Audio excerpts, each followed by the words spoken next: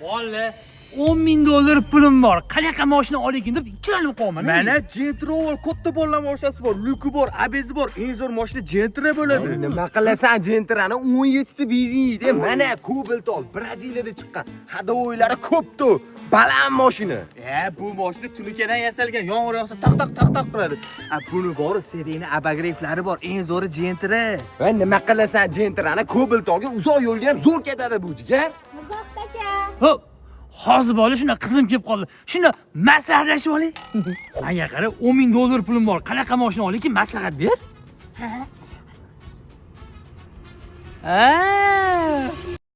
Bola, mashina oldim. To'shni Gentra olgansiz. Yo'q. Yo'q, Cobalt olgan. Ikkalasini ham olganim yo'q. 7,000 ga Spark bosib yubordim. Chaqmoqda yur ekan. Hadovoyi zo'r. Tormoz bo'yicha bunga yetadigan yo'q ekan. Qolgan 3 mingni nima qilding?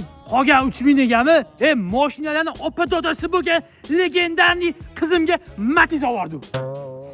Oltin olma, Matiz ol. Matiz oltin emasmi?